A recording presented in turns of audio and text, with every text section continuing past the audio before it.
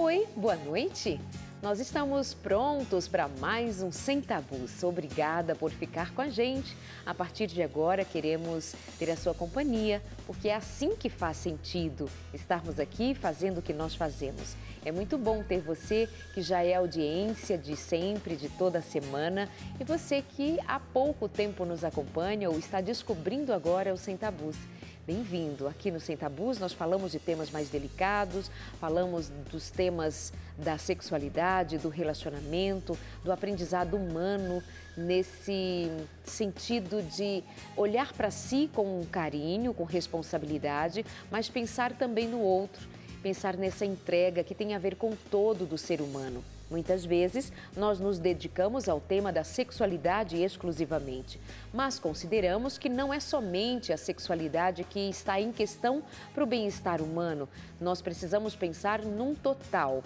Nesse total está muito relacionado à forma como nós nos relacionamos conosco, com o próximo, seja isso em qualquer situação, e também dentro das relações da família, dentro da relação conjugal, marido, mulher, a relação destes com seus filhos, e assim nós vamos tratando sem tabus a vida. Seja bem-vindo ao programa de hoje. Mais uma vez ficamos felizes por ter você aqui com a gente. A minha convidada de hoje, ela é advogada, é especialista em Direitos Fundamentais, presidente da Comissão de Direito e Liberdade Religiosa da OAB de São Paulo, também membro da Comissão de Vitimologia e Criminologia da OAB em São Paulo. E hoje nós vamos falar sobre, entre outros temas, vamos abordar um pouquinho sobre a violência doméstica, vamos falar sobre essa perda da capacidade que está tomando tanto espaço entre nós, que é o desrespeito ao próximo, a capacidade de olhar o outro, de pensar no outro, de dar direito ao outro de ser quem ele é. E isso muitas vezes sai das ruas e vem para dentro de casa? Não, sai de dentro de casa e vai às ruas. A preocupação é como estamos dentro de casa, como está o respeito na convivência humana dentro de casa, porque é de casa que sai a violência para as ruas, que sai o desrespeito para as ruas. Vamos pensar sobre isso? Então apresento a vocês a doutora Damares Moura. Boa noite, prazer tê-la aqui com a gente. Boa noite, Darleide. É sempre uma alegria voltar ao seu programa. Obrigada. Que é tão sensível aos temas que dizem respeito à convivência, à melhor convivência humana. Muito obrigada. Vamos falar de intolerância humana, então. O que dizer sobre? Qual é o conceito de intolerância humana para nós desenrolarmos o diálogo de hoje? Eu tenho falado sobre isso de uma forma bem prática e objetiva. Embora não seja talvez o conceito dos dicionários, não é? Mas eu tenho dito, intolerância humana é a perda da capacidade de ver o outro. Então, quando o indivíduo ele chega ao estágio de não mais ver o outro com seus direitos, com as suas necessidades, com os seus interesses, esse é um estágio perigoso, não é, de convivência humana, porque ele passa a ver apenas a si mesmo, aos seus próprios interesses, às suas próprias crenças, os seus próprios direitos, e ele não vê mais o outro e, portanto, ele se torna um indivíduo intolerante. Uau, isso é muito perigoso. E agora eu disse na abertura do programa a respeito de intolerância dentro de casa, que, ao meu modo de ver, ela sai de casa e vai às ruas. Como é que a gente lida respeito, tolerância dentro de casa? Como é que isso pode se dar de maneira que todos os membros da família consigam compreender a necessidade, a importância do respeito uns aos outros? Darleide, eu trabalho com atendimento também a pessoas que são vítimas de abuso e violência. Embora eu trabalhe bastante com religiosos que são vítimas de intolerância religiosa, que é uma face. A intolerância tem muitas faces. Não é? Uma delas é a intolerância religiosa.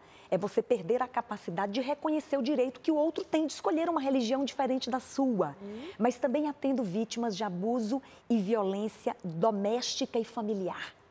Não é? Este assunto, Darleide, já é considerado, e eu reforço muito isto, um problema de saúde pública. Não é? Porque nós pensamos em segurança, a segurança pública. o que a gente vê hoje, os governos, as políticas públicas comprometidas com segurança pública, aquela do indivíduo que está fora de casa.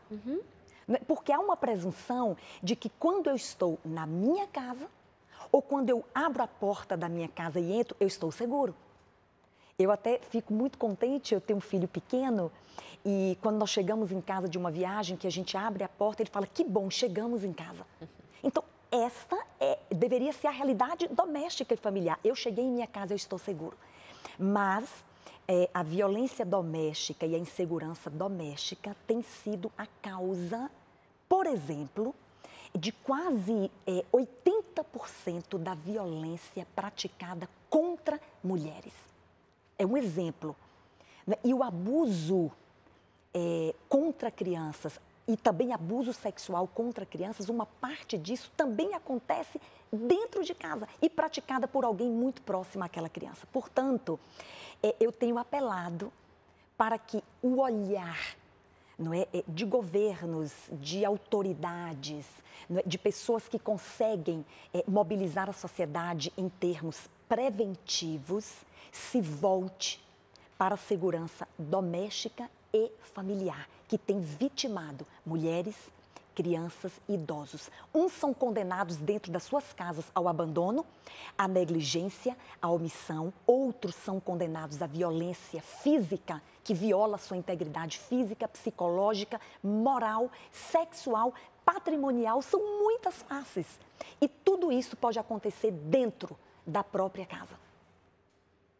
E o que você, como profissional do direito, tem em mente a respeito de uma situação como estas? Qual é a tua contribuição, ou qual é a contribuição do direito, não a sua pessoal, mas a contribuição do direito, se não pelo viés político? Porque você diz assim, eu trabalho na direção de pedir que haja essa preocupação, essa mobilização social, política e etc.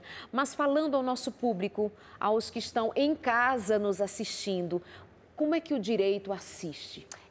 O principal problema para que o direito alcance estas pessoas, não é que são vítimas, porque o direito, ele existe e ele é estático. Para que ele alcance e para que ele tenha efetividade, eu preciso exercer o meu direito. Preciso exercitar o meu direito, não é? Então, e para exercitar, a gente também precisa conhecer.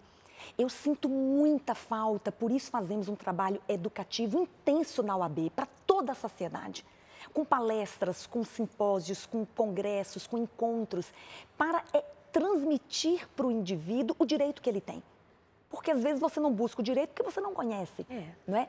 A Constituição Federal Brasileira, Darleide, especialmente no artigo 227 e outros artigos que garantem com prioridade, não é? E consideram um dever do Estado, um dever da família e um dever da sociedade.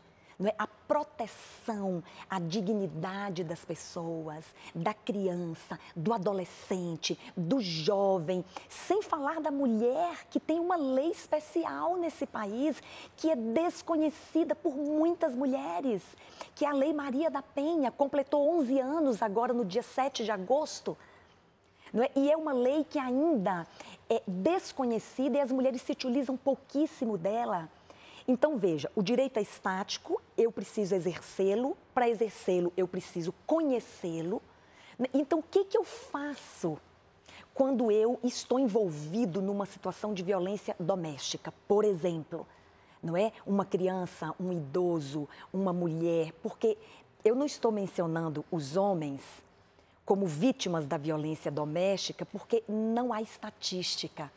Eu não estou dizendo que nenhum homem é vítima de violência doméstica e familiar. Não é isto. Mas os casos são tão escassos que não há estatística. As estatísticas estão voltadas para mulheres, crianças, idosos e adolescentes que são considerados os vulneráveis. Quem são os vulneráveis? São aqueles que têm dificuldade de reagir. Por sua condição física, né, por sua compleição física, eles têm dificuldade de reagir a um ato de violência. Né? Então, eu quero falar um pouquinho da mulher. Vamos lá. né? As mulheres que são vítimas de violência doméstica, e normalmente ela é praticada pelo companheiro, pelo marido, pelo namorado, não é? No ambiente doméstico e familiar. E alguns destes agressores nem vivem no ambiente doméstico. Tá? Eles vão à casa, e isso também é considerada violência doméstica, eles vão à casa da namorada, por exemplo, e lá praticam um ato de violência. Então, a Lei Maria da Penha, ela tem uma atenção à mulher vítima de violência muito prática.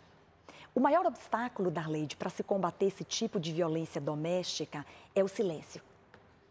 As vítimas precisam falar. Primeira coisa, você precisa falar para alguém. Se você não tem coragem de ir à autoridade policial, e lá você, em 48 horas, pode obter, por meio de um pedido do delegado de polícia, você pode obter medidas protetivas, estão todas na Lei Maria da Penha, que o agressor seja afastado da sua casa, seja afastado de você, seja afastado dos seus filhos. Existem medidas protetivas que são imediatamente aplicadas em um curto período de tempo. Não é? Então, conhecer a lei, exercer a lei, os direitos estão disponíveis, mas a primeira coisa é falar, é quebrar o silêncio. Esta é talvez a medida mais importante para se combater e para romper, não é, com este ciclo da violência que se desenvolve no ambiente doméstico. Quebrar o silêncio. E procurar alguém, procurar uma autoridade, não é, policial, e pedir ajuda, para que a lei tenha efetividade para o seu caso e que você seja colocado a salvo daquela violência, e pode ser muito rápido você retornar a um ambiente de segurança. O ruim é que quando não há esse acolhimento por parte em várias situações. Por exemplo, por vezes a própria família não incentiva que haja a quebra desse silêncio, ou quando quebra o silêncio e vai procurar uma autoridade policial, também por vezes pode não ser bem atendido ou bem recebido. Pode acontecer que aconteça o caminho normal no sentido de uma denúncia se dê, mas essa mulher volta para casa e de alguma maneira ela ainda está muito à mercê desse violento, desse agressor, dessa situação. Não é verdade? Por isso que existem as medidas protetivas. O delegado de polícia, quando recebe uma denúncia, ele vai avaliar o nível de risco que aquela mulher, que aquela criança, que aquele idoso está sofrendo. De acordo com o nível de risco, vai ser aplicada ao caso uma medida protetiva. Existem medidas extremas, como colocar a mulher sob proteção do Estado, para que ela não seja localizada onde ela está, com os seus filhos menores, por exemplo. Mas, via de regra, é o agressor que é afastado do ambiente doméstico e familiar. Existe uma medida que ele fica a X metros de distância da mulher, ele não pode frequentar os mesmos lugares que ela frequenta, e há casos que o juiz decreta que ele não possa visitar os seus filhos menores. Não é? E se ele quebrar esta medida protetiva, ele vai sofrer uma penalidade maior, pode ser decretada a prisão dele por descumprimento de uma ordem judicial. Então, existe o peso da lei sobre ele, não é? E isto tem funcionado. Alguns agressores quebram as medidas protetivas, mas e aí podem sofrer uma sanção ainda maior. Então, Darleide, existem também, eu preciso dizer, existem lugares onde essas mulheres podem buscar assistência jurídica gratuita, estou falando de advogados, assistência psicológica e assistência, encaminhamento médico hospitalar. Se chamam Centros de Referência da Mulher. Eu estive essa semana com 2 pessoas que trabalham no Centro de Referência da Mulher do Estado de São Paulo, e elas disseram que não recebem muitas mulheres, porque as mulheres não conhecem os centros de referência. E eu tenho divulgado aonde eu vou. Centro de Referência da Mulher, entra no Google. E você vai encontrar um que esteja próximo do seu endereço.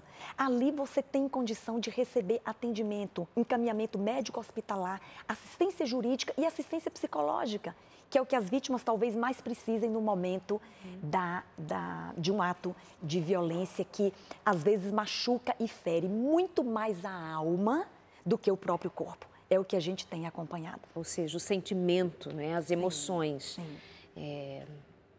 Doutora, quando nós estamos falando de violência doméstica, imediatamente me parece que nós temos em mente que houve um soco, um pontapé, uma surra.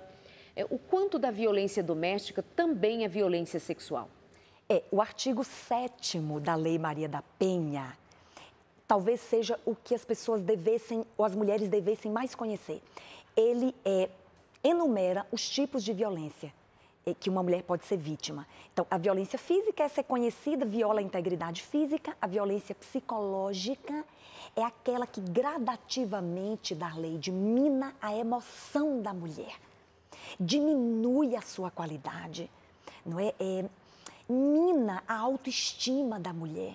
Ela tem que ser constante, a violência doméstica, persistente, não é? E vai destruindo as emoções. Existe a violência moral, que as pessoas falam um pouco sobre isso. Nós temos uma moral a ser preservada, nós gostamos de ter uma moral. Ficamos muito tristes quando alguém fere a nossa moral. E uma espécie de violência é imputar à mulher práticas de natureza imoral que ela não cometeu. Isso fere. E às vezes o agressor pratica violência moral contra alguém o pai e a mãe da mulher, porque isso também fere, não é? E a violência sexual.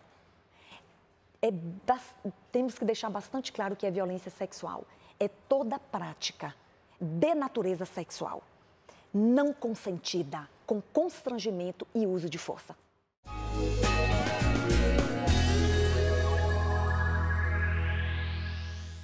Voltamos com Sem Tabus e vamos continuar. Antes de sairmos para o intervalo, nós falávamos sobre abuso sexual. Como se dá o abuso sexual? Será que o fato de seu marido, por exemplo, querer sexo com você, você não quer, mas ele insiste, seria isso um tipo de abuso?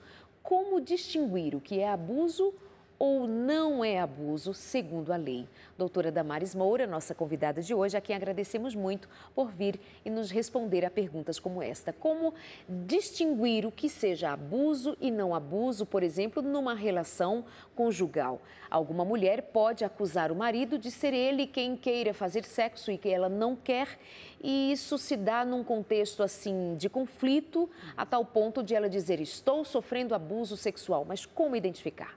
Então, a Lei Maria da Penha fala em violência sexual. Os parâmetros que a lei utiliza para identificar se houve violência ou abuso sexual são 3. Uso de força, constrangimento ilegal e o não consentimento. Então, é preciso para o ato sexual que haja consentimento, não é, de ambos, que não haja constrangimento, que o parceiro, um deles, não se sinta... o constrangimento tem relação também com uso de força, mas num plano mais subjetivo. É aquilo que, de certa forma, envergonha, traz sofrimento, não é, emocional, psicológico, e o uso de força física. Não é? Esse é bastante claro. Agora, como distinguir isso numa relação de marido e mulher? As mulheres me perguntam muito. É de natureza muito subjetiva, Darleide, porque aquilo que constrange uma mulher não constrange outra. Exato. Não é? Então, aquilo que digamos, abusivo para uma mulher não é para outra. Como é de natureza subjetiva, o uso de força física não é de natureza subjetiva. Claro. Não é porque ele pode deixar marcas e ele pode, de fato, ser muito mais claro. Agora, o constrangimento, ele é de natureza subjetiva e a mulher tem que distinguir. Não é porque, por exemplo, no relacionamento de marido e mulher, e às vezes de muitos anos, não é naquela noite, o homem propõe, não é, o relacionamento sexual e a mulher não tem vontade.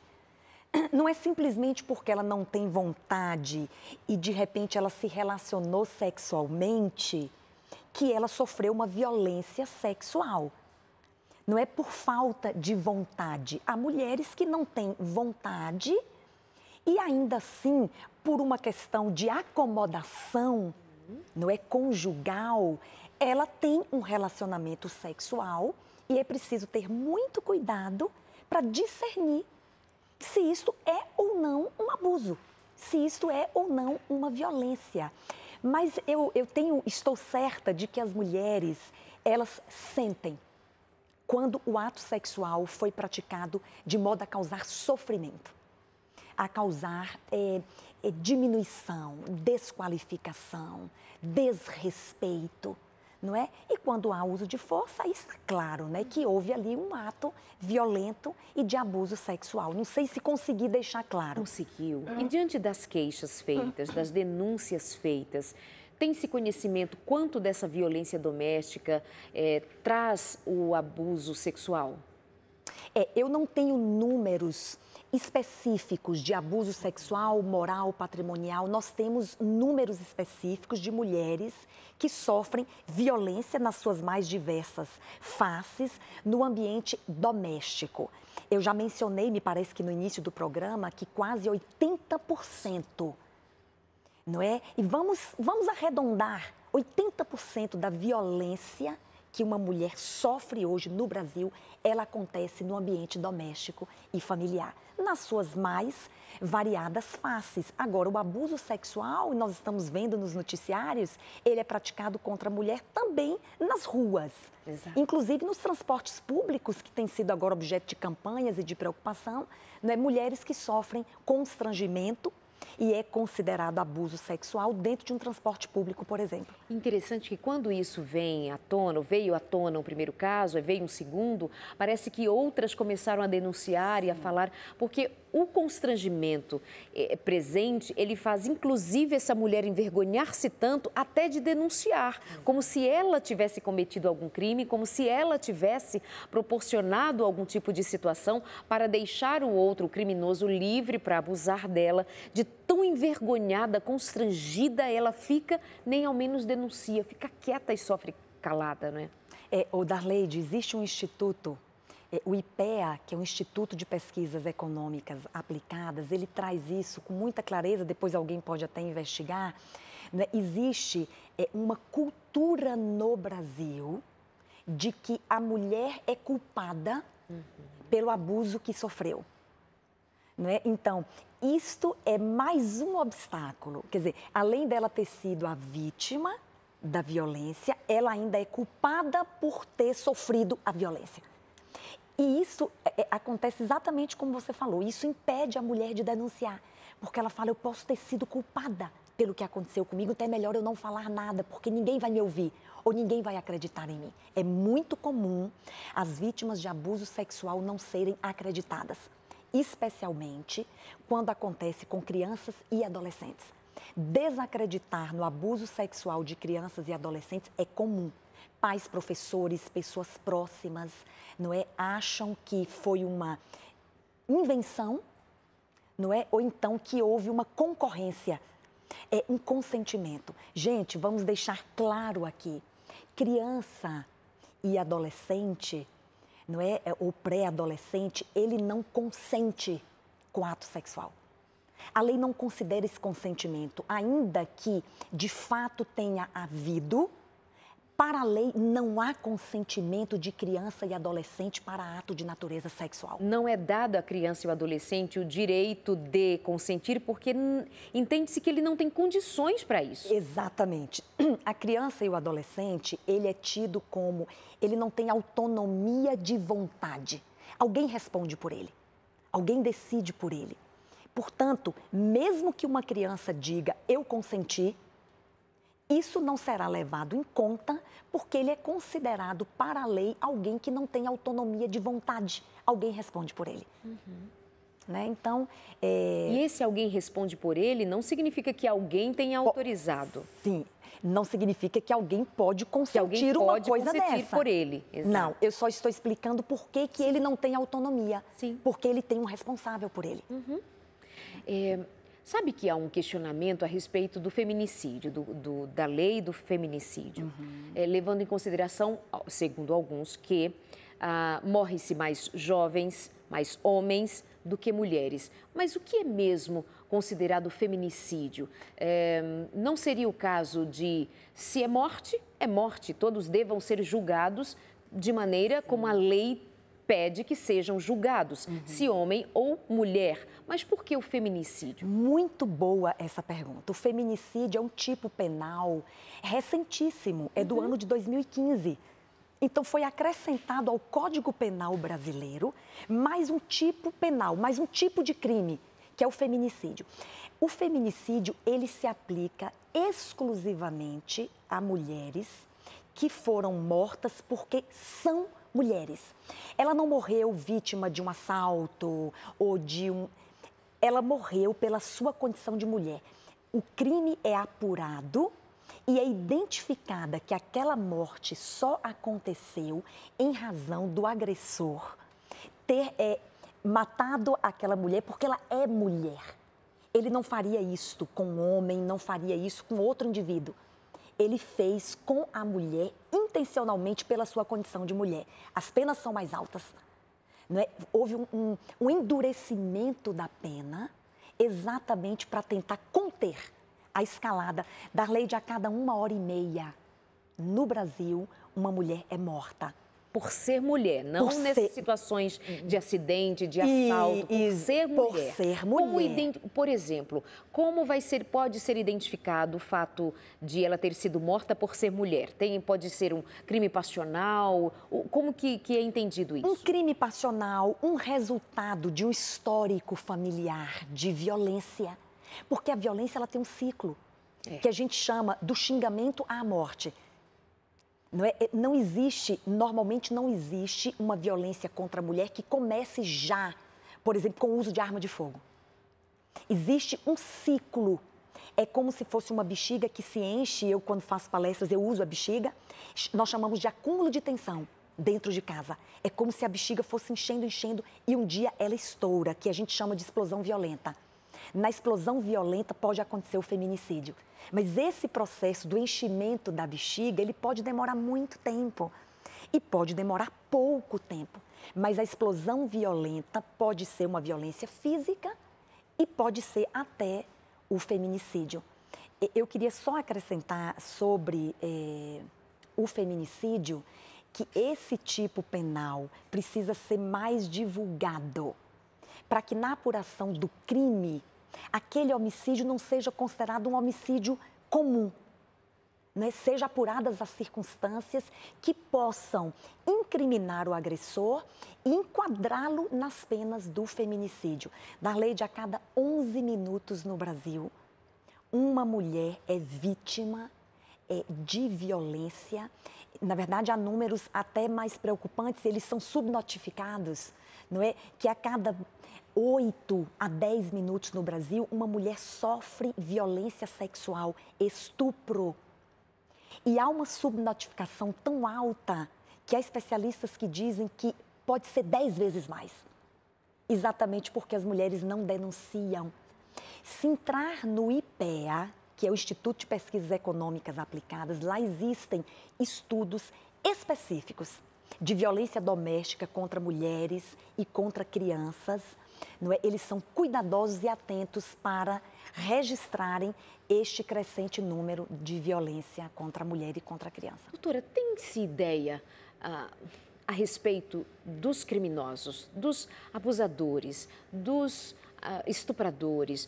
Porque, assim, é um volume tão grande de crime acontecendo contra a mulher, segundo os dados, segundo o IPEA, segundo outras pesquisas, e grupos que trabalham com esses dados para fomentar a questão e discutir na sociedade. Mas, assim, que pessoas são essas quem são esses criminosos? Quem são essas mentes? Quem são estes? Porque eu faço essa pergunta também até com o cuidado de, bom, se são mulheres que a cada 8, 10 minutos estão sendo vítimas de um abuso sexual, de um estupro, enfim, de um crime, então eu vou olhar para os homens, se eu estou falando das mulheres tão propensas a serem vítimas, eu vou olhar para os homens, eu começo a olhar até aqui para os, sabe, para quem está à minha volta na rua, até com o meu câmera eu estou assim meio desconfiada, sabe, assim, porque é homem. Então, assim, põe-nos numa situação delicada. Mulheres muito vítimas, portanto, quem são os que as vitimam? Os homens. Como é que eu tomo cuidado para lidar com isso e com esse tipo de informação? Então, eu vou fazer uma indicação. Posso? Pode. O Ministério Público de São Paulo, ele editou uma cartilha. E eu vou promover essa cartilha aqui, porque é pública, é uma política pública, está no site do Ministério Público de São Paulo. Se você entrar no Google e jogar Cartilha da Violência contra a Mulher, do Ministério Público de São Paulo, você vai encontrar imediatamente. E lá traz exatamente como identificar este homem agressor. Ótimo. Não é? Então, tem pequenas dicas, por exemplo, as moças que vão namorar um rapaz, né? Como indicar sinais essa cartilha traz de que ele é um agressor em potencial de mulheres. Por exemplo, a cartilha fala em homens que se apaixonam rapidamente. Um amor gigantesco no dia seguinte. É preciso observar. Lá também fala de homens que criam uma expectativa muito alta em relação à mulher que ele está se aproximando dela. Então, ele já começa a apresentar para ela o que ele gostaria que ela fosse, né? Aquela mulher extraordinária. Ele tem um plano de mulher de uma forma precoce no relacionamento. Isso é preocupante. Homens que maltratam animais. A cartilha, eu estou falando de coisas que a cartilha traz, não vou me recordar de todas. Homens que maltratam animais são homens que podem ser potencialmente agressores. Então, todo comportamento, Darleide, de um homem em relação a uma mulher muito intenso, de forma muito rápida num relacionamento, a mulher precisa prestar atenção. Isso aqui foi uma das dicas que eu dei, não é? Paixões muito avassaladoras, expectativas muito altas que ele já apresenta com relação àquela mulher, o que ele deseja nela, homens que maltratam animais. O ciúme já é uma causa muito conhecida. É uma causa antiga, a gente nem menciona, não é? O alcoolismo e o drogagismo são duas portas de violência doméstica, mas são causas muito conhecidas também. Mas é bom ressaltar, ciúmes, drogagismo e eu não posso deixar de dizer uma aqui que não está na cartilha, mas eu tenho falado nas minhas palestras, cultura de violência. Cultura de violência está nas mídias, nas músicas, nas novelas e até em comportamentos religiosos, não é? Que estimulam uma lógica perversa da dominação. Eu não estou falando de uma submissão em amor, não estou falando de submissão voluntária da mulher para com o homem. Estou falando da lógica perversa da dominação. Eu domino você, não é? E há conceitos religiosos que podem estimular. Cultura de violência, ela vai sendo introjetada. E as pessoas cantam músicas, Darleide, não sei se eu posso mencionar trecho de alguma música aqui. Claro. Músicas que parece que são românticas. Músicas que as pessoas dançam, cantam, é como se fosse alguma coisa romântica e é cultura de violência. Por exemplo, se de dia a gente briga, à noite a gente se ama. Ou entre tapas e beijos, que harmonia que há entre tapas e beijos, ou um tapinha não dói.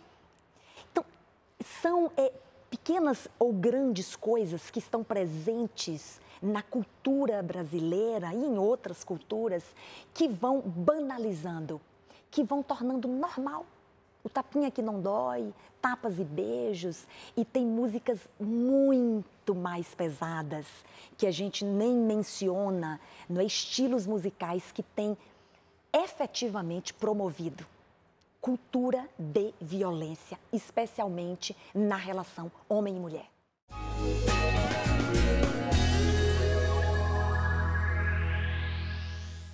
No Sem Tabus de hoje, nós estamos conversando com a doutora Damares Moura, que é advogada e especialista em direitos fundamentais, presidente da Comissão de Direitos e Liberdade Religiosa da OAB de São Paulo e ainda membro da Comissão de Vitimologia e Criminologia da OAB também de São Paulo. Hoje não estamos falando propriamente de sexo aqui no Sem Tabus, mas estamos falando dos direitos.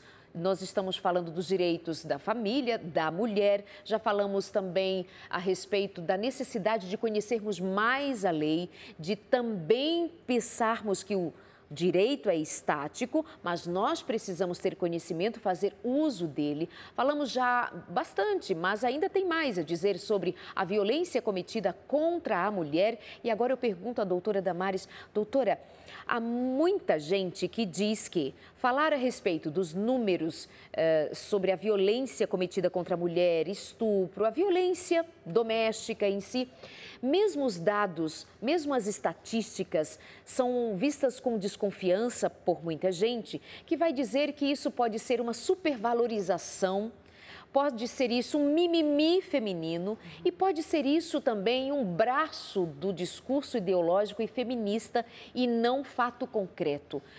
Sendo presidente de comissões, membro de comissões, advogada e tão ligada a essas questões do sofrimento humano pelo viés do direito, atendendo-os e acolhendo-os pelo viés do direito, o que tem a ver de verdade nisso que eu disse, ser o discurso de muita gente e olhando com uma certa descrença para essa violência cometida contra a mulher? Ah, acho que não é tão assim, não é bem desse jeito.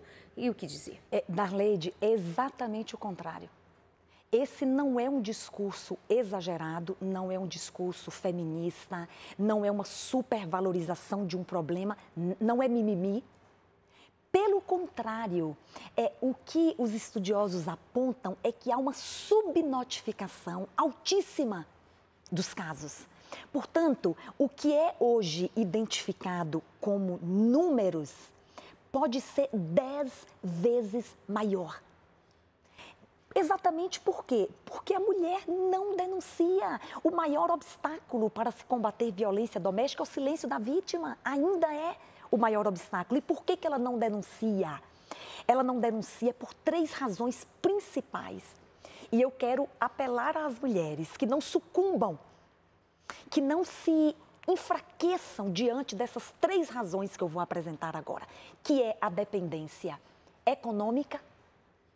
Muitas mulheres não denunciam e às vezes são mortas por seus maridos, companheiros. Por quê? Porque elas não podem romper aquele vínculo de proteção financeira. Porque ele próprio tirou essa mulher do mercado, não deixou ela trabalhar, não deixou ela se preparar para o mercado. Então ela pensa, se eu denunciar, eu vou viver de quê? Aí ela não denuncia, ela suporta. Outra razão. Que as mulheres não denunciam, por isso que os casos são subnotificados e não é mimimi, não é discurso feminista, né? É a vergonha. A mulher, ela tem sempre esta necessidade de manter a unidade familiar diante da sociedade. Então, a minha família, eu não posso expor minha família, não posso envergonhar. Como é que eu vou contar para as pessoas que eu estou apanhando em minha casa? Então, eu vou ficar calada e vou suportar. Ela se sacrifica. A outra razão, os filhos, não é? Para manter a unidade familiar e para não expor. Porque há violência que é praticada em presença de filhos. Aliás, isso é tema para um outro programa que acontece com crianças que presenciam a violência doméstica, que são adultos talvez definitivamente comprometidos profissionalmente, relacionamento, depressão, suicídio. Isso envolve uma série de questões. Mas outra causa, porque a mulher não denuncia e fica em silêncio, são filhos, proteger os filhos, não expor os filhos, não envergonhar os filhos, não querer que eles saibam ou que os outros saibam. não é? São 3 causas, existem outras, como a dependência emocional. Tem até uma história que eu conto, e eu tenho uma amiga que é delegada de mulher, delegada de polícia da mulher, e ela disse que as mulheres chegavam pela manhã para denunciar o marido. À tarde, a mulher estava de volta. E ela falava, mas você está aqui de volta por quê? Apanhou novamente? Não, doutor, eu quero retirar a queixa. Mas por que você vai retirar a queixa? Porque eu amo muito esse homem. Então, existe muito também de... eu amo este homem e eu tenho pensado muito sobre isso. Por que ela diz que ela ama muito este homem? Porque o perfil do agressor, presta atenção, mulheres, ele confunde a vítima. Isso é perfil, ele não sabe, ela não sabe se ele é mau ou se ele é bom. É meio que, se de dia a gente briga, à noite a gente se ama. Então, o abusador, o homem agressor, o homem agressivo, ele presenteia, ele é generosíssimo. Há aqueles que recebem o salário e entregam integralmente no final do mês para a esposa. E ela fica confusa. Gente, eu acho que ele não é mau. E muitas vezes ele fala, sabe por que eu fiz isso? Porque você me provoca. Ela carrega a dor da violência e a dor da culpa. Isso também é perfil, Darleide. Eu estou apresentando uma série de coisas que são práticas do cotidiano para que as pessoas estejam atentas e se despertem para buscar esta ajuda. E quantas pessoas podem ser salvas por meio desse despertamento? Agora, Damares, somada a isso tudo, tem uma mulher muitas vezes carente, com uma baixa autoestima absurda, um sentimento, além de sentir-se culpada, porque talvez é ela quem seja a que provoca, é ela quem cria essa situação. É uma mulher que se sente só, uma mulher que talvez tenha filhos para dar conta, mulher que muitas vezes vai ter que ainda sair para trabalhar e esconder o roxo da pancada que ela levou, do machucado que ela tem no coração, de uma confusão emocional muito grande. Uau, é muito para administrar. Então, assim, olha, vale dizer que não é uma desconfiança que deva se interpor entre você e o seu namorado, o seu marido, ou qualquer homem, porque é homem, é um agressor.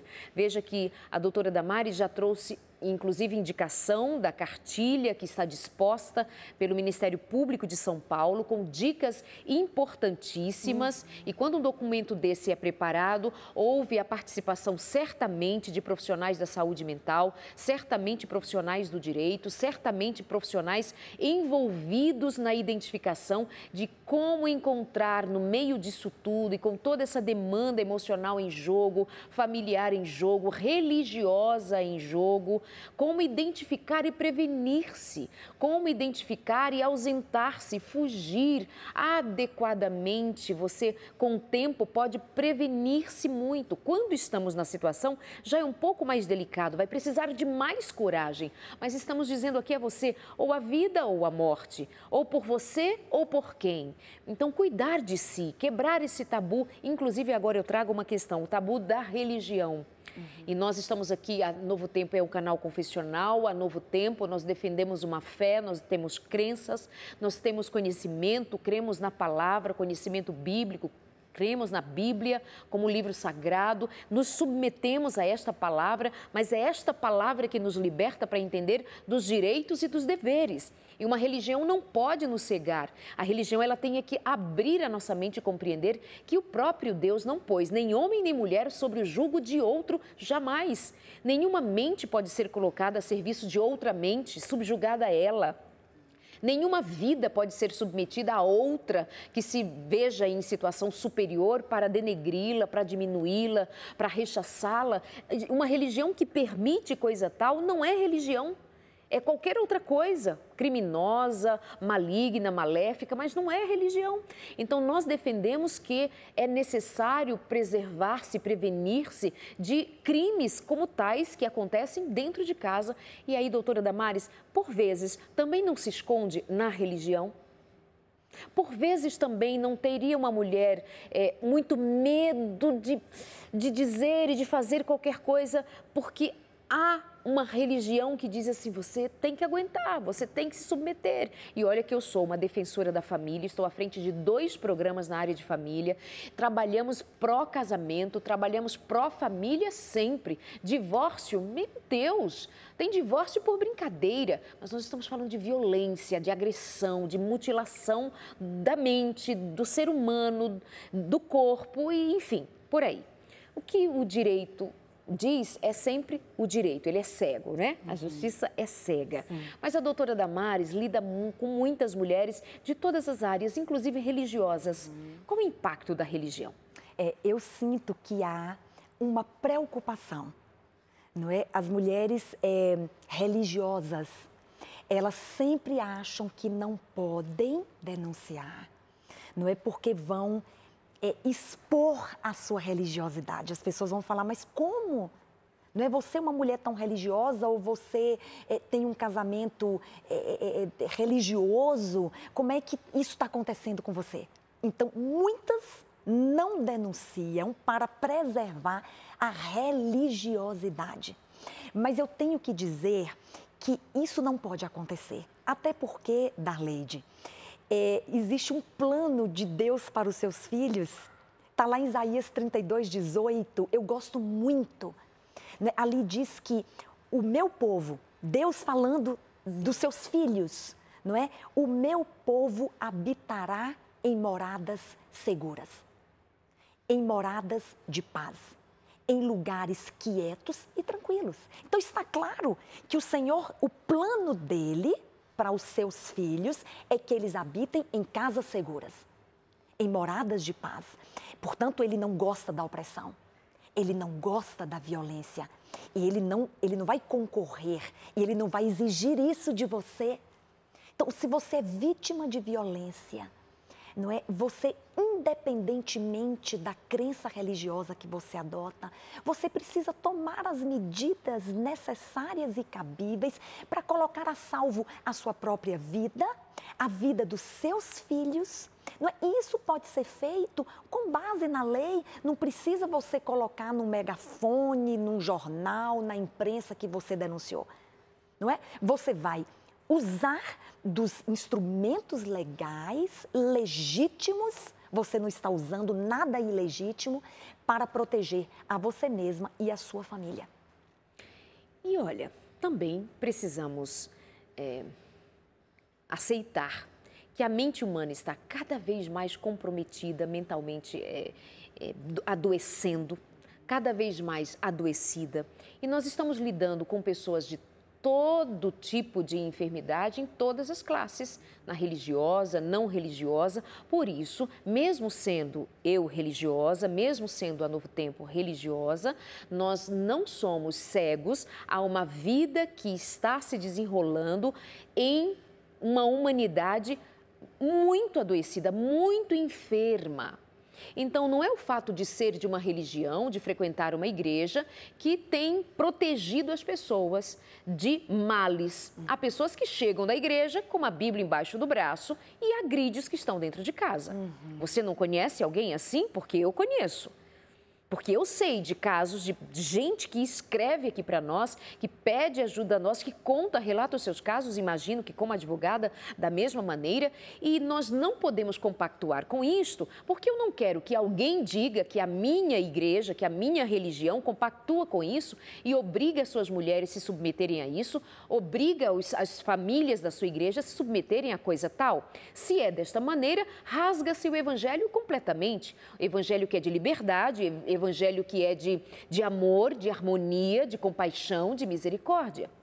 Ao dizer isso, nós não estamos dizendo que por qualquer motivo, qualquer situação, você está livre para desfazer o seu casamento por incompatibilidade de gênio, porque a gente não se entende, porque meu marido é de um partido, eu sou de outro, sabe? Coisas assim vulgares. Nós estamos falando de violência, de ameaças, ameaças de morte, ameaças que se desenrolam todos os dias e só uma vítima de violência, especialmente dentro de casa que é contínua, repetitiva, pelos laços de afetos, pelos laços de religião e qualquer coisa do gênero, por subordinação indevida, é que só sabe a opressão, no que desemboca uma opressão que é de muito adoecimento, de depressão, de tentativas de suicídio, de pânico, síndromes diversas, adoecimento no corpo, gente morrendo porque foram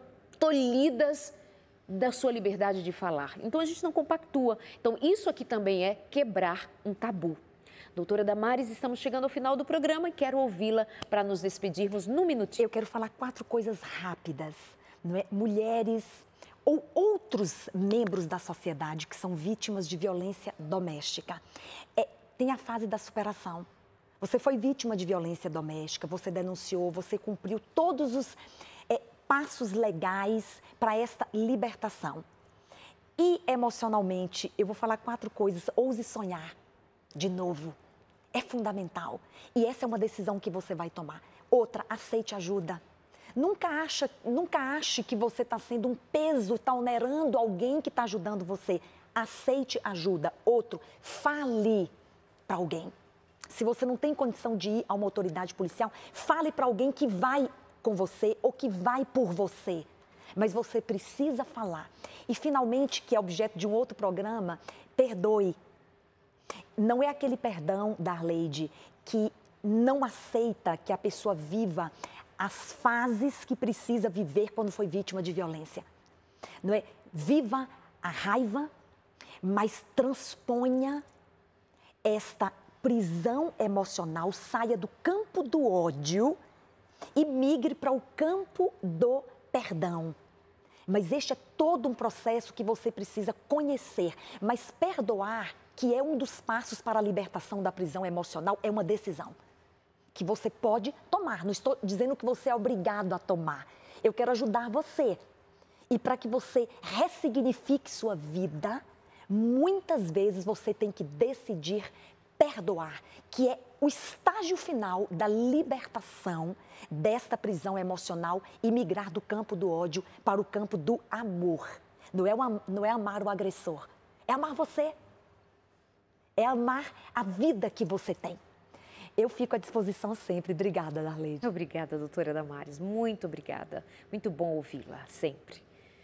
Obrigada. Que Deus abençoe você. Muito bom ter a sua companhia também. Pense a respeito de si, pense a respeito das suas posturas também. Muitas vezes nós não somos esse tipo de agressor. Não somos esse tipo de agressora, não vivemos esse tipo de violência. Mas em palavras e atitudes, algumas vezes somos bem cruéis dentro de casa e isso é também violência, só que mais velada do que essa que leva ou deveria levar à denúncia. Ficamos por aqui no nosso Sem Tabus, mais felizes pelo encontro que tivemos junto com a doutora Damares. A gente se encontra na semana que vem aqui e eu vou te esperar sempre com muito carinho. Uma excelente noite para você e até lá.